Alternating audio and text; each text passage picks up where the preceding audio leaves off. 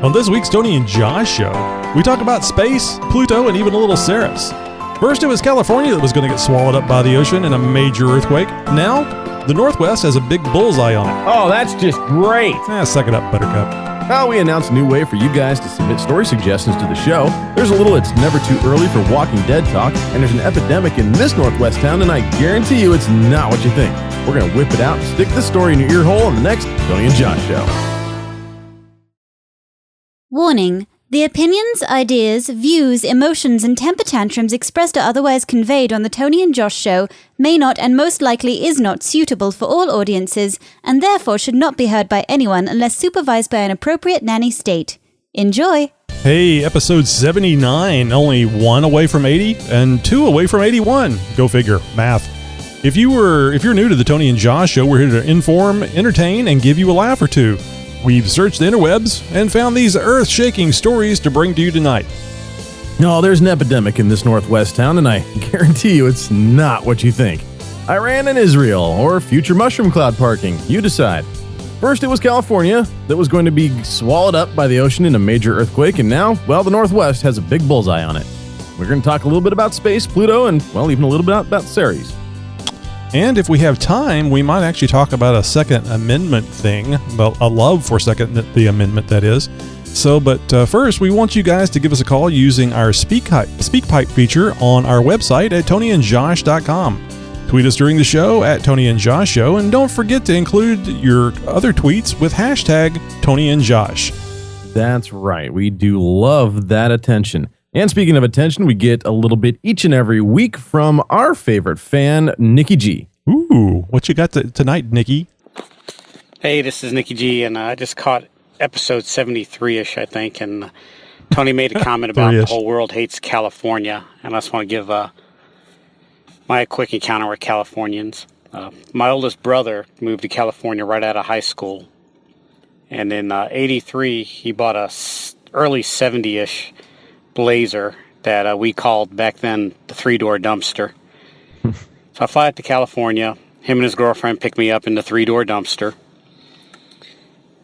And we're driving, and we're looking for a place to eat, and I see a barbecue place. And I said, I would love to see California's take on barbecue. Mm-hmm. And my brother's girlfriend, who I won't name, Betty, turns around and says, we don't eat there. They don't serve organic pork. Oh, geez. And I go, so? Right. And she goes, well, if we don't take care of the world, who will? And all I can think is, we're driving down the road, laying down a smoke screen that James Bond would be envious of. She's worried if the pig had a healthy meal before we killed it. And the worst part is they looked at me like I was crazy. You know, if we don't eat the pig, we don't honor his sacrifice. All right, guys. I will chat you later. You have a good one. Bye. Oh man, don't even get me started. Yeah. Oh man, organic pork. Well, you can't please all the people all the time, I guess. No, and I don't know, with the various chemicals and things that, and not necessarily Betty, but certainly a lot of Californians seem to drink and smoke pot and do all kinds of fun things. I just can't imagine. The logic escapes me. I think that's kind of the deal with liberals, is the lack of logic. See, I thought he was going to go a different direction and be like, yeah, California barbecue. It's got avocado and baby arugula on it or something. It's like, come on, it should be slathered in sauce and barely grilled on each side and served to you twitching. Yeah, you Californians, you want to hug a tree, save the climate and all the rest of that crap. Save a fetus, and we'll all agree on something. So, but first off, let's talk about reviews. We'd like for you to leave us a review, and oh my gosh, Josh, we have one. Yeah, and hopefully it's better than a California barbecue restaurant review. Oh, or Betty review. Well, this is interesting. This kind of goes along with what we were just talking about. Who needs a PC when you, who needs PC when you tell it like it is? PC being politically correct. This is by RJR Rodriguez. I always think of the Les Nessman thing where he goes, chai Ragawez. Anyway, this is a 5-star review. Functioning illiterates is not close to the description, but I know duct tape, zip ties, and baling wire is involved to bring you the great content these two knuckleheads put together. Great show, guys. Well, thank you very much. We love hearing about it and hearing great reviews. And, if you get a bad review, give us that. Let us know what that constructive criticism is, but make sure you give us a 5-star anyway. And make sure that you let us know where you're coming from so we can show up with the duct tape and baling wire. Yeah, we'll put on a show. So if you have any story suggestions, we'd like for you to send them to newstips@tonyandjosh.com. And we threw that in there because we've been getting some news tips from you guys, and we really appreciate it. That's right. On the other podcast that we do, we recently changed the name from XJ Talk Show to Jeep Talk Show. We get all kinds of stories about Jeeps and things like that. Yeah. We just never thought about asking for story submissions here, and we've had some great submissions, and you're going to hear one tonight.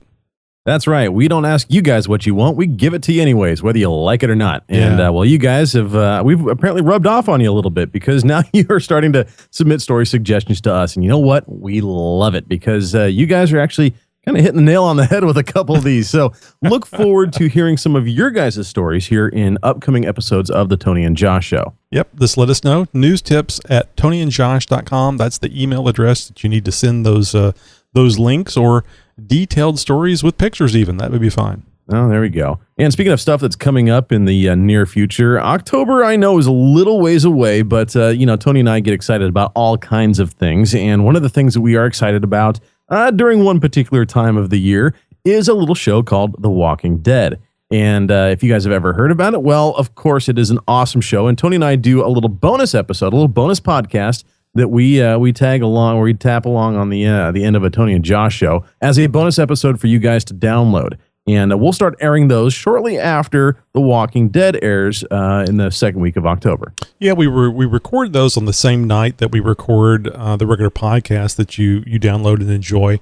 But we put it out there as a separate download for those people that may not care for The Walking Dead. They don't have to sit through it or fast forward it or stop the show. A lot of people have really enjoyed it. And in fact, coming up on a year ago, we were seeing better downloads of our bonus segment than the regular show, Josh. Yeah, that's right. Apparently there's a bunch of other freakish fans out there that like The Walking Dead as much as we do. So great job on the downloads, guys. Look forward to those coming up soon. We will of course, be teasing this lots more as we get closer to that date. We figured we'd throw a bee in your guys' bonnet anyways, because I know that AMC has already started putting out some news releases about The Walking Dead, and of course the spin-off show that they've got coming out as well, that's sort of in the same universe, and all sorts of stuff. So we'll of course be bringing you guys news about that and keeping you up to date. Of course, if you'd like all the information about this and other shows and other things that we're doing, make sure that you guys head over early and often to tonyandjosh.com. Yeah, what's that spin-off name again? Fear the Walking Dead. So, and it's in a different. It's the same time frame. It's the same planet. Basically, the same zombies and everything. But it's in Russia. No, no. I think it's in California or something. I think it starts down in L.A. And this is like this is Patient Zero type of stuff. This is kind of the lead up and works into. So we're not exactly the same date as where we're at with The Walking Dead. From what I understand, the show starts pretty much in the very, very, very early days of the epidemic and right as things start to break out. So, and we, of course, see California fall, or that's the impression that you get from the previews that I've seen. It's sad. I just got a little excited when you said we see California fall. Oh, yeah. No, we love people in California. We really do. I mean, they're nearly normal, like Nikki G. Absolutely. Well, we've got yeah, right. We've got a similar story to California falling off the face of the earth later in the later in the show. But right now, there's a lot of buzz going on because there was a huge historic news event that happened today, and 9 years in the making. Yeah, 9 times. What was the year count that this was in the making? As Tony said, yeah, this is some cool stuff. So if you guys have turned on a radio or a TV here in the last 24 hours around July 15th of 2015? Well, you guys know about Pluto. Yep. Oh, gee, I want to say the Mickey Mouse planet thing so bad. So I'll just mention really quick, NASA posted the other day on Twitter, and they said, ask us anything about Pluto. So I tweeted, what's the deal with Goofy owning a dog? I'm still waiting on a response, because Goofy, the Disney character, owns Well, I think Pluto. those black helicopters that have been circling over your house for a few days, it would be the response enough. I enjoy the breeze. It's been hot. Yes, well, yeah. It's nice. It's not. I mean, I'm not gonna lie to you. It's cool and got some pretty good video too. So the story of NASA banning Tony from any and all of their media outlets will be next week's show. It was funny. It wasn't real funny, but it was funny. You know, something else that was funny, really quick, since we're talking about Pluto, was a video I saw this morning about with Neil deGrasse Tyson and Stephen Colbert. And if any of you know anything about space and stuff like that, this is the guy. It's his fault that Pluto is no longer listed as a planet in our solar system. And so this guy has been at the top of my nerd S list for years. Nerdist? Well, anyways.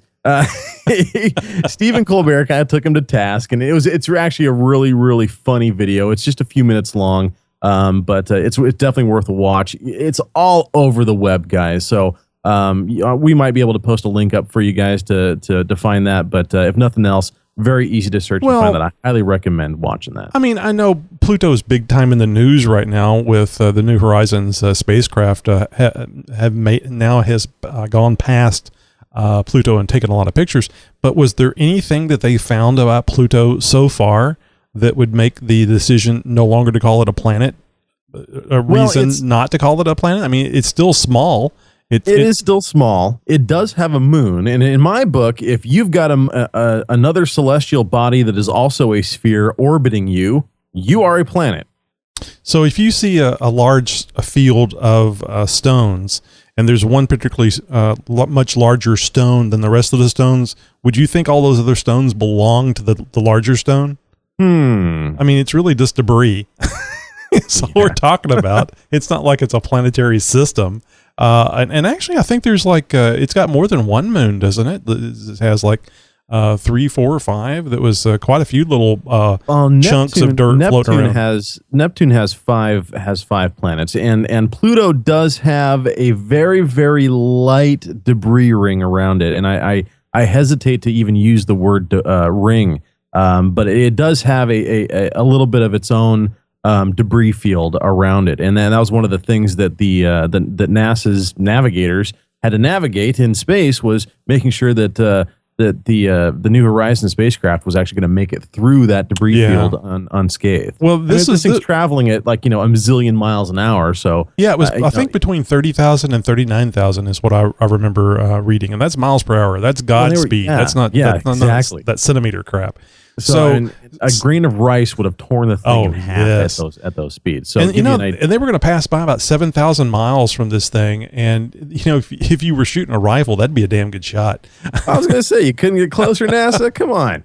Well, you guys were good marksmen. 3 billion miles. I mean, that's not bad. I expected more. Damn it, perfection. Have you seen some of the pictures though? They're very detailed. They're really cool. Beautiful. Now, here's something that a lot of people don't know. Is there was an artist back in the early 70s, I think, is what it was, that painted a picture that was eerily detailed and very similar in color scheme as the high-res pictures that we're seeing coming back from the spacecraft. So 30 years before any of this kind of technology was even thought of, before this mission was even started in the planning phases, this guy developed a series of pictures depicting what he thought, based on educated guess and actual bona fide scientific research of what the surface of Pluto would look like. And going off of the only very, very extremely pixelated, barely even looks round, and has 8-bit color type of picture that we saw as Pluto, is so different from what the pictures that we're seeing nowadays. And that's all he had to go off of. and he painted this picture that is so similar. Well, it's eerie. It's obviously he's been there, and if you check his medical records, I bet you he will have bleeding anus on there, or what we call anal probe syndrome. So check that out, and you'll find that he knew because he was there. He just can't talk about it. So going back to the moons, this is what really surprised me. I did not know this. I used to be big into astronomy when I was much younger, and I still retain a lot of that information. And for some reason, I didn't know this, or just reading it really surprised me. Pluto, at least at current count, this mission may show more, but Pluto has 5 moons, and they're really cool names. Charon, not so much. Styx, Nix, and Hydra. Those are some pretty cool moon names. All right. And not good for vacationing spots, but still pretty out there, because the underworld, the nether regions, because Pluto is so far out there. And it has an irregular orbit compared to all the rest of the planets. And I think that was one of the things that Degrassi used to demote Pluto from a planet to a planetoid. I don't care his reasoning. Logic wrong. Be damned. You know what? And there was a bunch here. This made a bunch of news recently too, because of Pluto. And there was a mass after he took his soapbox and got Pluto excommunicated from the list. Letters started pouring in. Yeah. To the I remember that. Oh, geez. It's horrible. So, Dear Natural History Museum, these are letters from like 6-year-old children. You are missing planet Pluto. Please make it a model of it. This is what it looks like. It is a planet. Love, Will Gaumont. And he's like, includes this little hand-drawn picture of Pluto. It's so very cute.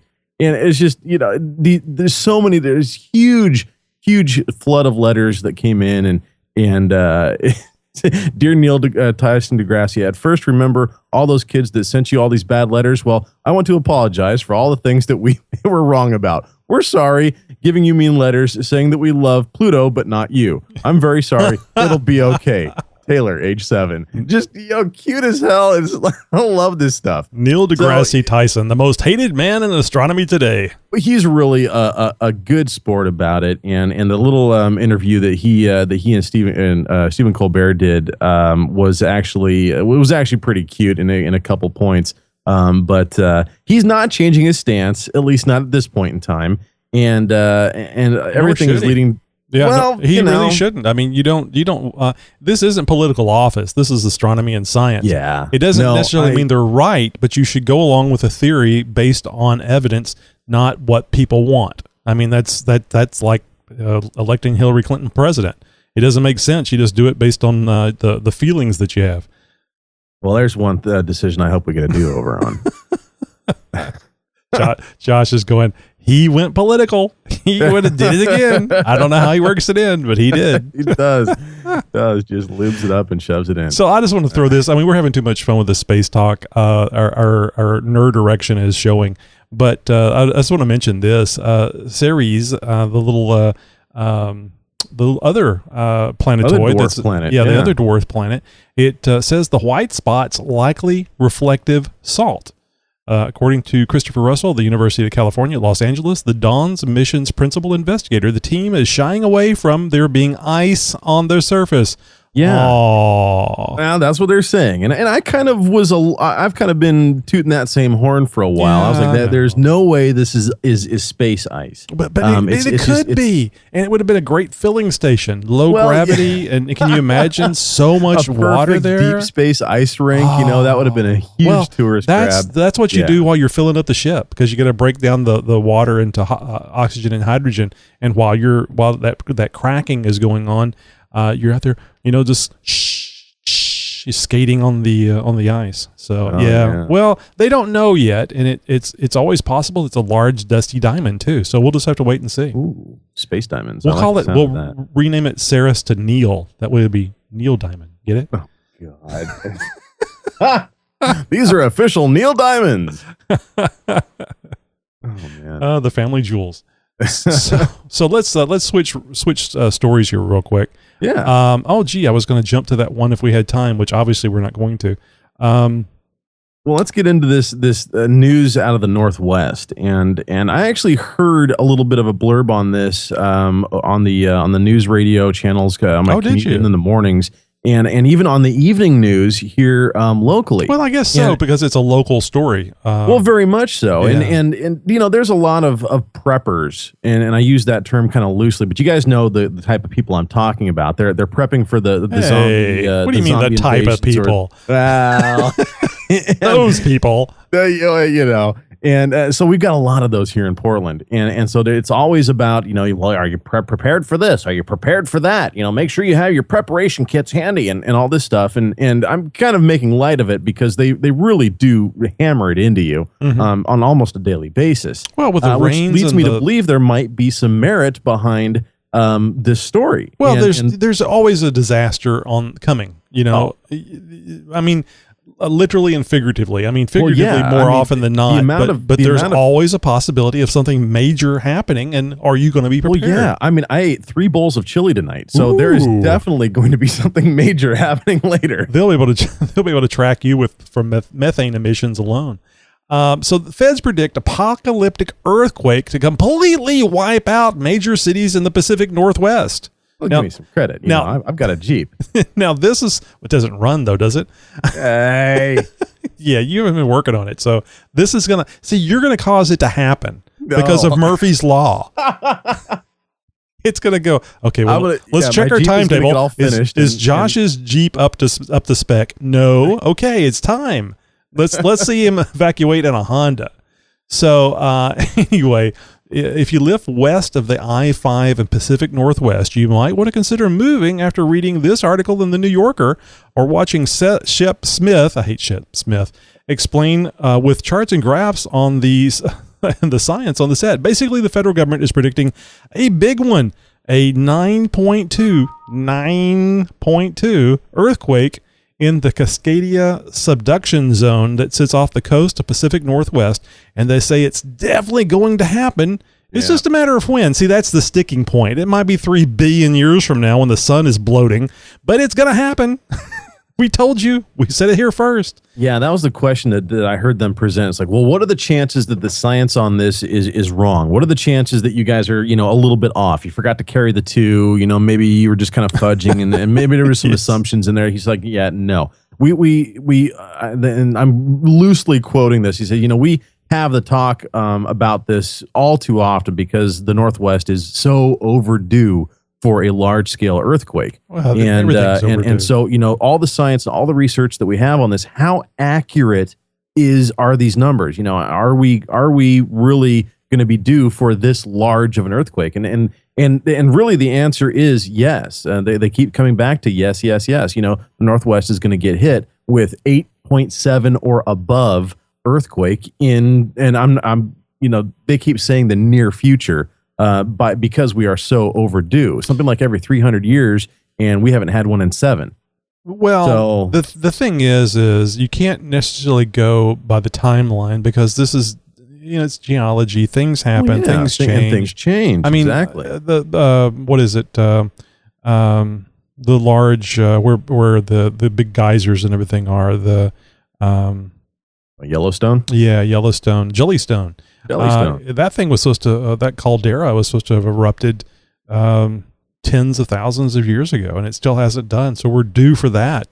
Personally, I think they're all going to happen at the same time, but especially if you read Revelations.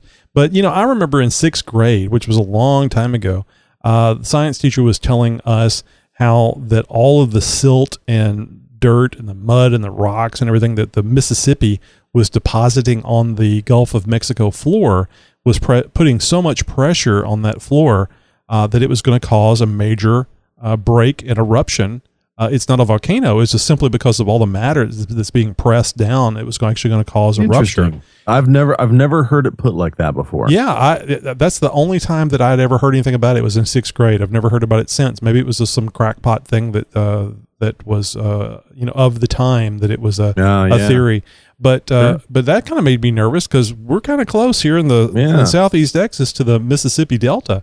And of course, that hasn't happened. But, they do these studies and they come up with numbers. And then when somebody goes to report on it, they don't take the low number. They don't even take the mid number. They take the worst possible number out of the report. Well, it's sensationalizing of a possibility, you know, and it's anytime that there is a slight disturbance in the force and a meteor comes within 10 gazillion miles of Earth, they say, oh, this could be the one that, and it's like, well, there never really was ever any chance of it, even coming into our orbit.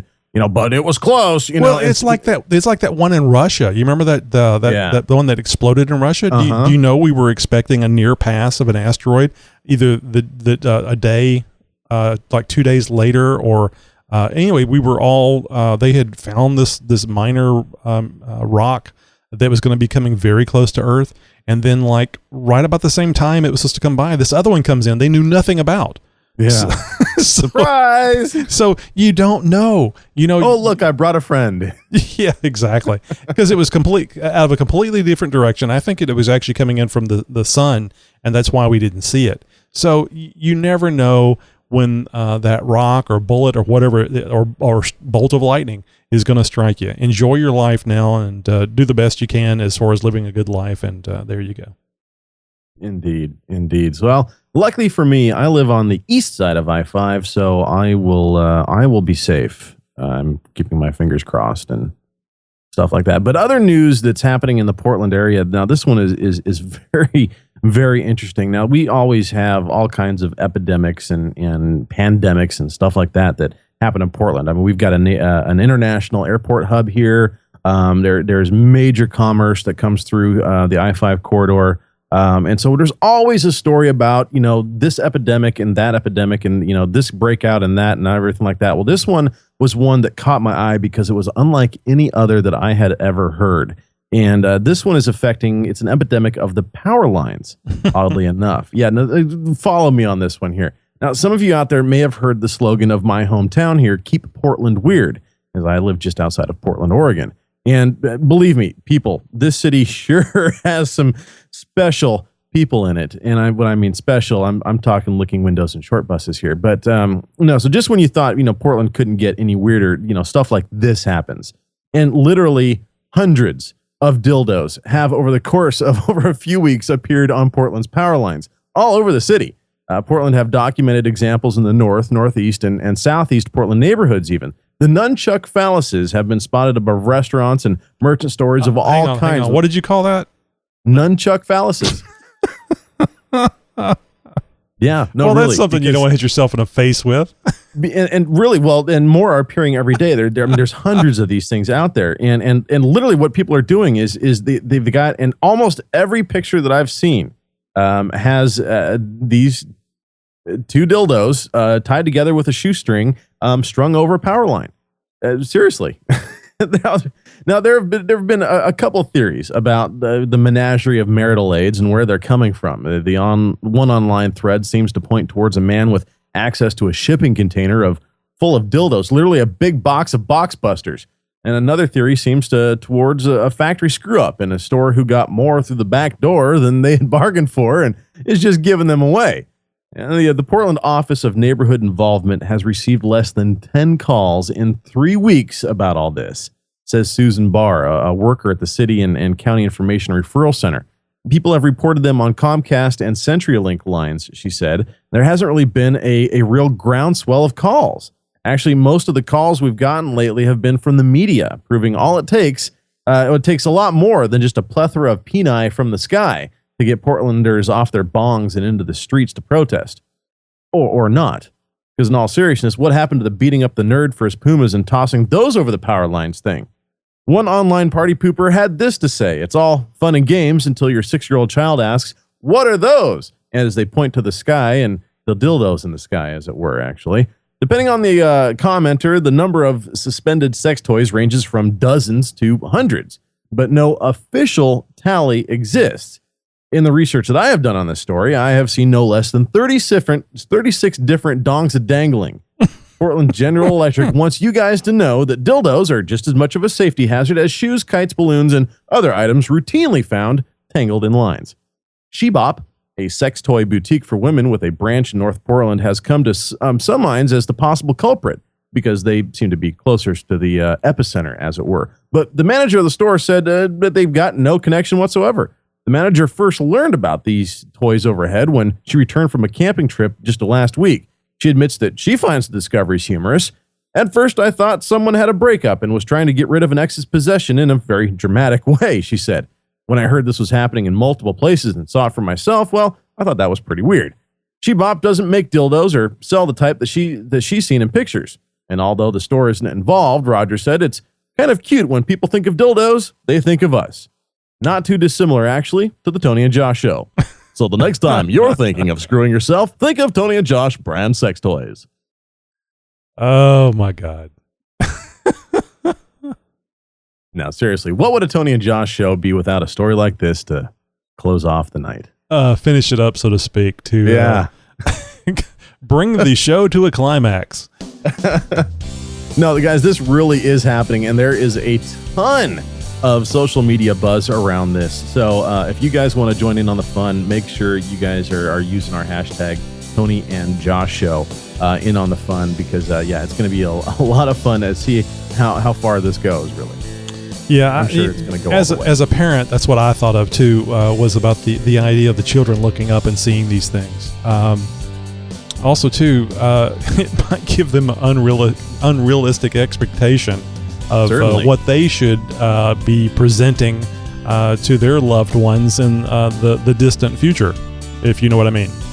So if you've got a great explanation of what you would tell your 6-year-old what those things are hanging from the sky, well, make sure you head over to TonyandJosh.com and, let us know by using our SpeakPipe feature. It's a great little voicemail on the internet type of thing. All you need is a smartphone or a tablet or even a computer with a microphone hooked up to it.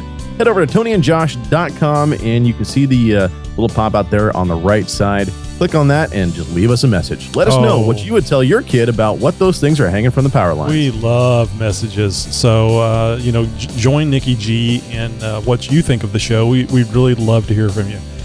Well, Josh, I don't know. I'm looking forward to getting back to The Walking Dead, although I have been considering, and I think I've mentioned this before, maybe not watching The Walking Dead. Let a few seasons go by, and then just binge watch over the weekend. It actually might make more sense, because I don't know about you, but I'm always trying to remember the connection between something that happened 3 days ago Showtime and 92 weeks in real time, because it's like these hiatuses are just so long. It used to be 24 episodes a season, and then the summertime reruns, and by September the thing was back on.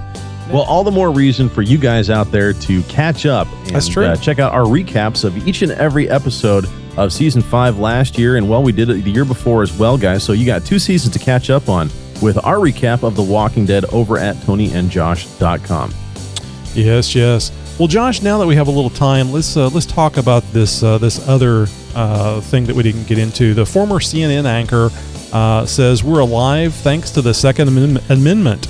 Last night, Megyn Kelly updated the harrowing story of Lynn Russell and her husband, Chuck DeCaro, who got robbed at a motel, ended up in a gunfight. DeCaro, former CNN reporter and one-time